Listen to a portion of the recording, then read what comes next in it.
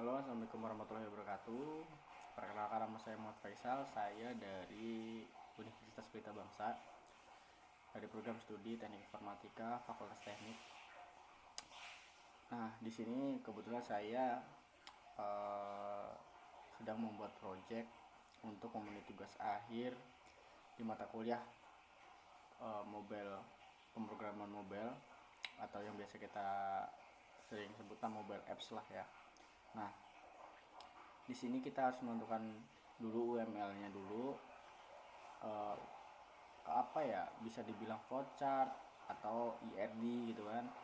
Nah, jadi sama aja kayak kita, alur kita sebelum kita membuat sebuah sistem, sebelum kita membuat aplikasi pasti kita butuh namanya flowchart. Nah, kenapa? Karena kita biar tahu nih alur-alurnya kita mau seperti apa, nantinya projectnya tuh arahnya mau kemana. Dan itu flowchart tuh juga berguna mungkin di luar kuliah ya, kayak kalau misalkan kita dapat proyek-proyekan dari luar kampus itu biasanya tetap kita untuk menjelaskan ke kliennya itu harus menggunakan flowchart seperti itu. Nah, untuk flowchart saya sendiri saya tampilkan seperti ini. Nah, untuk flowchart saya yaitu kita ada, untuk mulai ini langsung nggak ada form login-nya, jadi langsung ke tampilan UI-nya, yaitu langsung ke menu. Nah, langsung nanti ada pilih tanggal. Nah, untuk tugasnya ini kan, untuk memenuhi tugas akhir yaitu kita harus membuat CRUD nih di mobile apps ini. Mau kita menggunakan Android Studio ataupun menggunakan Flutter ya kan, softwarenya itu bebas. Nah, kebetulan saya di sini menggunakan Flutter. Nah, kenapa saya menggunakan Flutter? Menurut saya menggunakan Flutter itu jauh lebih ringan dan bisa, apa ya, untuk ke laptop-laptop yang mungkin kurang support ya, yang mungkin berat juga ya, yang RAM-nya lumayan gitu kan. Nah, saya sarankan untuk menggunakan Flutter. Cuman jika yang diharuskan harus menggunakan Android Studio, yang menggunakan Android Studio jika bisa, dan ini lebih pakai Android Studio juga nggak apa-apa, nggak masalah. Nah, saya menggunakan Flutter di sini. Saya menggunakan Flutter yaitu kita membuat CRUD. Nah, project yang saya bikin yaitu money tracker. Jadi nanti kita ada pilih tanggal. Nah, pilih tanggalnya ini nanti kita menggunakan Flutter yang calendar bar. Nah, lalu ada data tersimpannya ini. Jadi ketika kita bikin create nih, read, update, delete, pemasukan dan pengeluaran, income sama expense, nanti datanya akan tersimpan dan bisa diedit juga, bisa di delete gitu kan. Nah, itu nanti kita mengikutin ikutin tanggal gitu kan. Nah, lalu data tersimpan. Nah, langsung kita bikin lagi tuh, sama alurnya juga seperti itu, selesai. Flowchartnya simpel teman-teman, karena emang eh, apa ya, aplikasinya juga simple sih menurut saya gitu, nggak terlalu kompleks banget gitu kan. Oke, lanjut ke codingannya. Nah, ini codingannya, coba saya flutteran karena emulatornya udah saya aktifin dulu nih. Karena lu biasanya ketika kita mau, apa ya, nge-launch emulatornya itu kadang lama gitu kan. Nah, biasanya itu kalau misalkan kita manggil emulator sih, mau atau apa ya, bisa sebut, kita sebut memanggil emulatornya ini cukup lama, biasanya terkendala di API-nya terlalu tinggi, biasanya nggak cocok sama Flutternya. Nah, bisa kita setting di Android Studio. Di Android Studio kita bisa setting, tetap setting SDK toolsnya, kita setting SDK emulatornya, settingan platform toolsnya, semuanya itu di Android Studio gitu. Device-nya juga settingan saya di Android Studio, meskipun saya di sini pakai Flutter gitu, settingannya tetap menggunakan itu. Cuman emulatornya kita bisa manggil device-nya langsung gitu. Nah, untuk database yang saya gunakan sendiri yaitu SQLite. Sebenarnya mau coba menggunakan Firebase gitu kan, ya teman-teman silahkan mau coba pakai apa aja gitu kan. Yang penting programnya berjalan sesuai sama keinginan teman-teman, nggak ada error. Kalau error mah itu udah wajar ya kalau error ya gitu. Cuman kita coba kalau misalkan kita waktunya cukup, ya silahkan mau coba pakai Firebase gitu. Untuk saya saat ini saya menggunakan SQLite. Oke, cukup lama teman-teman.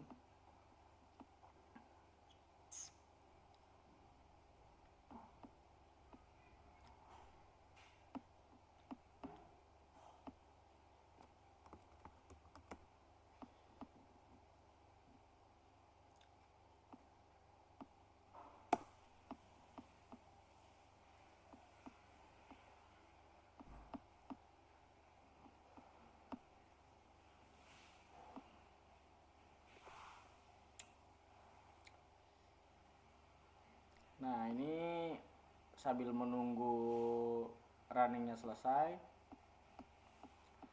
Jadi di sini saya membuat model. Di sini saya bikin model. Oke, dari awal dulu ya. Kita bikin di pubsec ya YAML-nya ini. Nah, ini urut-urutannya nih teman-teman.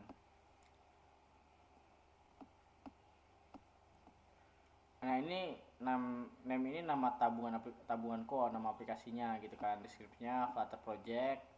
Nah, langsung untuk SDK-nya ini versinya. Nah, ini juga versinya nih. Biasanya kalau misalnya nanti ada error dan tidak sesuai versi, dan biasanya dari Flutter itu menyarankan dan menganjurkan untuk diturunkan ke versi yang berapa atau dinaikkan. Jadi kalau misalkan seandainya dinaikkan gitu, kita ganti versinya aja. Misalkan kalian di APW bar tidak sesuai dengan versi apa yang diinginkan Flutter, nah versinya terlalu tinggi, diturunkan aja ke versi 0.0.6 misalkan kayak gitu. Nah, untuk fontnya sendiri di aplikasi saya menggunakan Google Fonts. Lalu driftnya ini buat si main page dartnya ini, buat homepage dartnya ini. Nah, untuk yang driftnya ini buat ngedrift si database gdartnya ini.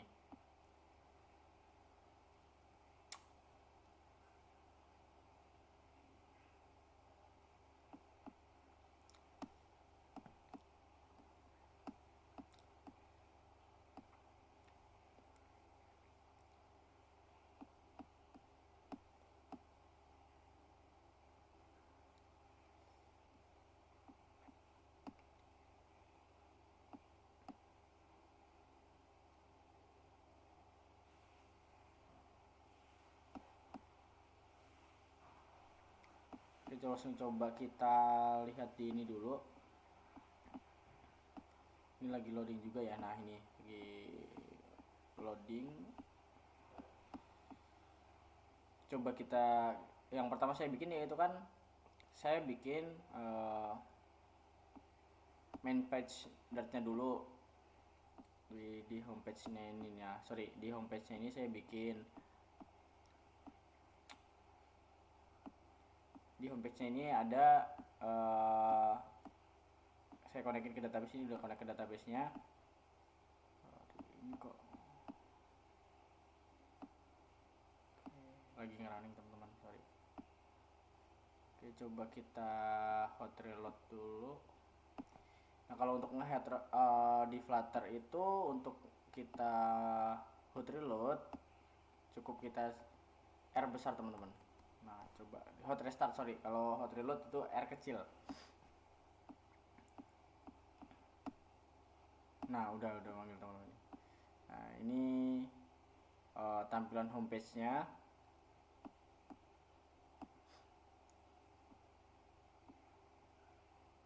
Nah, untuk ikonnya kan ini ada icon download, ada icon apa?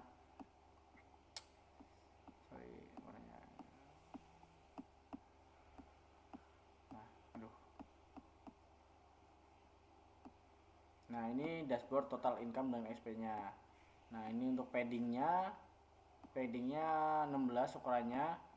Lalu ada kita pakai main axis alignmentnya space between. Lalu di sini kan ada chill nih, chill icon. Lalu di sini juga ada icon upload sama icon download gitu kan. Nah itu buat menandakan. Nah di sini ada tandanya nih. Nah yang icon download ini berwarna hijau. Kenapa saya bikin warna hijau? Ini untuk si income ini, dan untuk yang rednya ini saya bikin untuk si expense-nya ini, icon uploadnya. Nah di sini ada text expense sama text income-nya gitu kan. Nah ini expense nih yang 17 juta gitu kan, yang income-nya itu di sini. Nah ini text expense-nya, ini homepage-nya saya.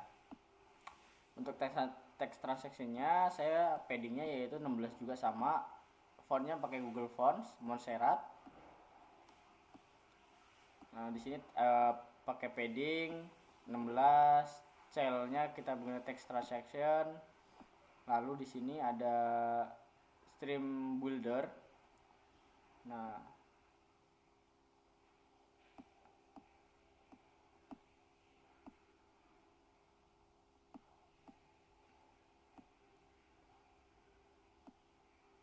ini juga udah fungsinya, saya bikin database-nya udah berfungsi delete transaction-nya, udah berfungsi untuk edit. Nah ini ada list view builder-nya, data transaction masih kosong, data tidak ada. Nah ini dari sini teman-teman, ini kan data transaction masih kosong nih karena belum saya bikin di tanggal 10. Nah saya bikin kemarin di tanggal, nah langsung saya ini aja di homepage dart-nya. Nah saya bikin kemarin di tanggal 28 coba. Nah di tanggal 28 itu ada gaji bulanan, gaji bulan saya sama gajian bulanan. Nah sebenarnya ini ada apa ya? Sorry, ini gue coba bagus. Nah ada ini satu aja gitu. Tadi kan kemarin nih buat uji coba, ternyata ada error teman-teman. Nah lalu saya bikin lagi errornya di mana, saya udah cari tahu. Nah langsung bisa nih gitu kan. Nah ini gaji pemasukan saya, gajinya segini, saya bikin. Nah untuk data transaksi masih kosong, karena saya belum bikin, dia bakal muncul di homepage-nya data transaksi masih kosong. Nah, data transaksi masih kosong. Oke, nah seperti ini gajian saya. Nah kita bisa ngelihat apa ya, gaya track pengeluaran dan pemasukan kita di tanggal sebelum-sebelumnya, di tanggal 27, 26, 25 seperti itu. Nah ada main page dart-nya.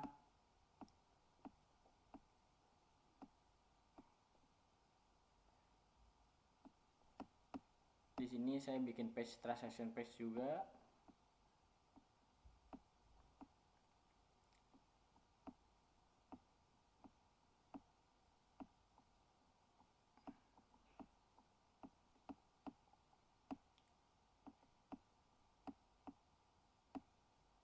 Nah untuk di modelnya saya ini buat ke database-nya saya bikin kategori dart. Di sini ada nih kategori, dari sini sama sih kayak kita mau ke apa ya, pakai MySQL lah gitu ya. Berarti kan kita pakai integer column get id, integer auto increment, text column get name, text with length-nya maksimal berapa nih gitu kan, maksimal text-nya gitu kan 128. Integer column get tipe, nah integer. Lalu ada create, nah ini jangan sampai salah teman-teman, ini ada delete add, update add, lalu ada create add. Nah ini saya menggunakan datetime. Nah kenapa menggunakan datetime? Karena supaya mengikutin dimana kita bikin transaksinya, atau kita bisa melihat transaksi sebelumnya. Ini untuk database-nya.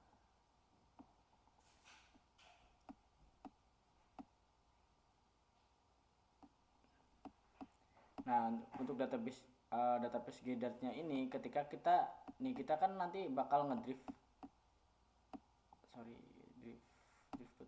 Oh. Nah, bisa kita panggil secara manual. Nah, bisa kita cek lah pokoknya di sini di kalau bahasanya di Laravel tuh migration lah. Bisa kita panggil secara manual. Nah, ini. Nah, saya dapat dari database Git ini dari mana nih gitu kan. Nah, dapat database Git-nya ini saya buka dari Drift. Lalu ini ada kita udah kalau misalkan ini buat apa sih ya, kayak buat join kayak gitu. Nah, ini ngedrift nanti si database Git-nya ini bakal ngedrift sendiri ketika kita menjalankan run drift dev make migration. Nah, kalau di Laravel itu sama aja kita kayak bikin migrationnya gitu. Nah, ini otomatis isinya nggak perlu kita bikin sendiri gitu, udah otomatis dia yang ngisi ngedrift sendiri gitu kan. Di sini ada transaction, ada transaction with kategori. Di sini ada model yaitu transaction dat. Nah, ini ada beberapa yang diganti gitu. Oke, langsung ke tampilannya. Nah, ini ada tanggalnya itu ya app bar itu tadi, app bar. Untuk fontnya saya menggunakan Google Font Montserrat. Nah, ini income-nya ini juga kenapa nih saya di sini nanti ada di list transaction saya tidak menggunakan namanya apa sih. Nah, kalau di home page-nya kita kan ada tombol plus-nya nih di tengah nih. Ini sengaja nggak saya kasih karena nanti untuk melihat kategori. Nah, ini di sini ada income-nya berapa, income-nya apa aja gitu kan. Misalkan gaji bulanan. Nah, di sini misalkan saya tambah nih. Nah, biar kelihatan profesi ya, teman-teman ya. Di sini saya tambah misalkan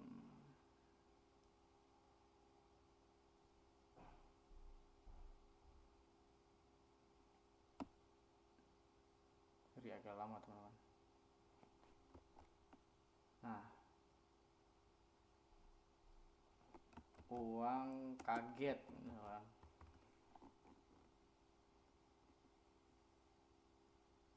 Uang kaget kita save. Oke, ini ada uang kaget. Misalkan ini yang freelance webnya kita hapus, bisa. Nah, ini insentif kita edit, bisa insentif bulanan.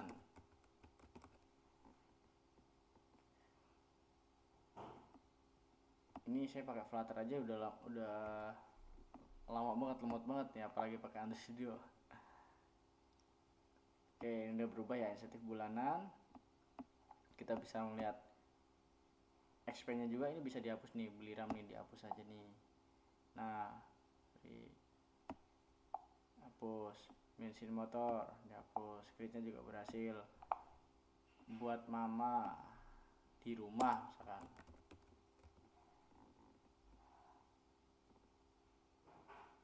Kita save. Berhasil. Oke, berhasil teman-teman ya. Nah, di sini di homepage-nya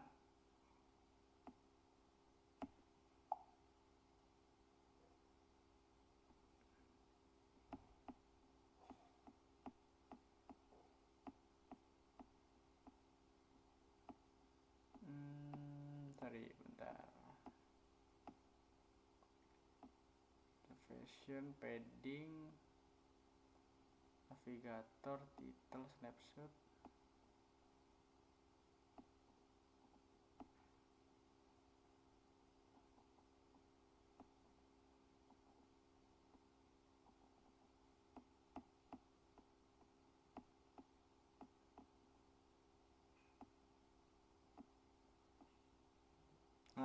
Nah, ini untuk ini yang tombol yang di tengah tadi yang plus itu adalah floating action button. Di tengahnya saya kasih floating action button.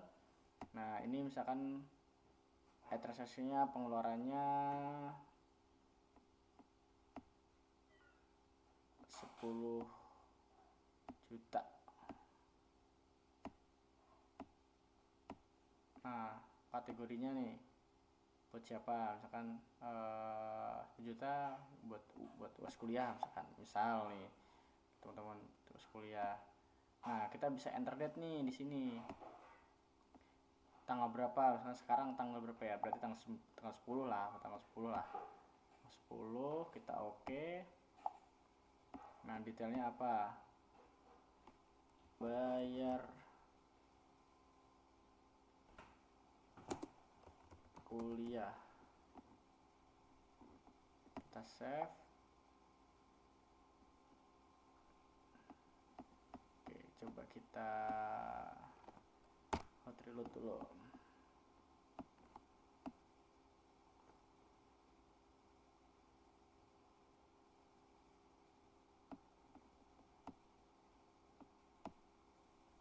Nah, sorry, ini udah muncul ya, kita harus hot reload dulu. 10 juta ini buat pembayaran kuliah.